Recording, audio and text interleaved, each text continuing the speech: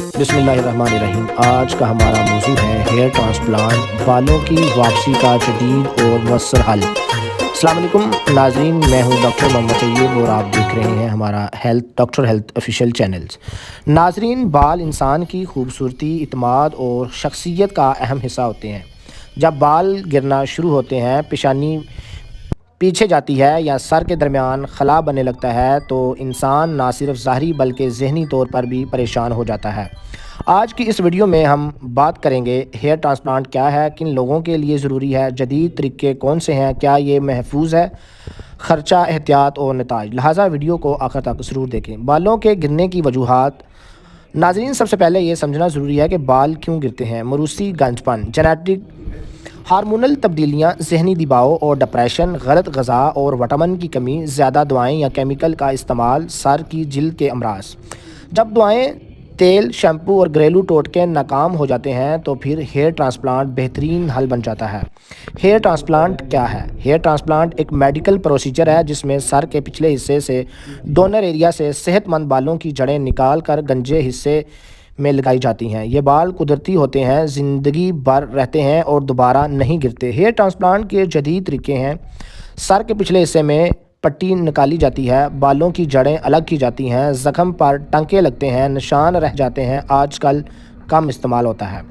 बालों की जड़ें एक करके निकाली जाती हैं बग़ैर टांकों के। कम दर्द, जल्द सेहतयाबी पाकिस्तान में सबसे ज़्यादा मकबूल तरीन जदीद और महंगा तरीका। ख़ास कलम से बाल लगाए जाते हैं ज़्यादा घने और कुदरती नताइज हासिल करने के लिए। हेयर ट्रांसप्लांट किन लोगों के लिए मुनासिब है?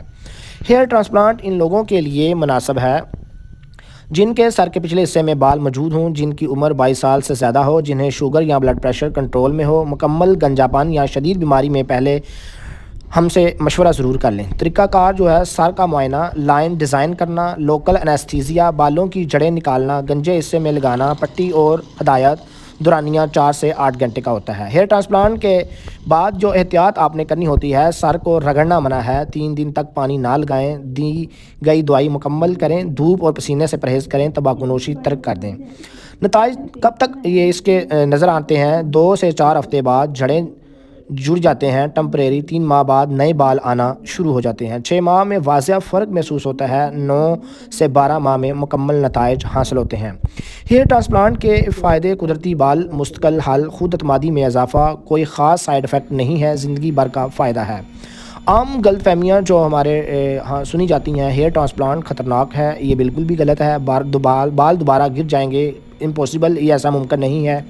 बहुत ज़्यादा दर्द होती है, ये भी फेक अफवाह है। ये सब गलत हैं। अगर किसी अच्छे और तजर्बाकार हम जैसे डॉक्टरों से ये लगवाएं। नाजरीन, हेयर ट्रांसप्लांट एक जदीद, महफूज और मौसर इलाज है, लेकिन शर्त यह है कि मुस्तनद डॉक्टर हो, माहिर डॉक्टर हो और सही मशवरा दे। अगर आप मज़ीद मालूमात चाहते हैं तो हमारी इस वीडियो को ज़रूर देखें।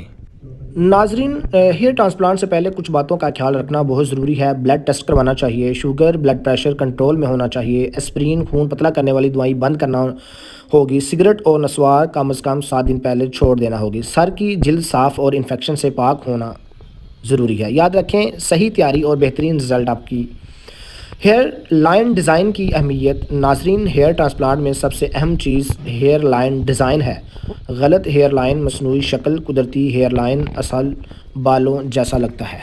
दाढ़ी और भौहें का हेयर ट्रांसप्लांट। नाजरीन, अब सिर्फ सर ही नहीं बल्कि दाढ़ी का भी ट्रांसप्लांट किया जाता है। दाढ़ी के खाली पैच, कमज़ोर या गैर हमवारदार ज़ख़म के निशानात। भौहें का भी ट्रांसप्लांट। पहले भौहें जलने या हादसे के बाद ख़वातीन में ख़ास तौर पर मकबूल, बहुत नेचुरल और मुस्तकिल हल है। पाकिस्तान में हेयर ट्रांसप्लांट का ख़र्चा जो है वो 1 लाख से ज़्यादा है, लेकिन हम 80,000 चार्ज करते हैं। अपने जो पेशेंट जो टाइम लेके हमसे जो रब्ता करता है। नाकाम हेयर ट्रांसप्लांट की वजूहात ये होती हैं कि अगर ट्रांसप्लांट नाकाम हो जाए तो इसकी वजूहात हो सकती हैं गैर मुस्तनद क्लिनिक, गैर तरबियत याफ्ता स्टाफ, गलत ग्राफ्ट्स हैंडलिंग, बादस इलाज एहतियात ना करना। इसलिए हमेशा तजर्बाकार डॉक्टर से ही ट्रांसप्लांट करवाना चाहिए। हेयर ट्रांसप्लांट और दवाइयों के हवाले से हम आपके साथ डिस्कस करते हैं।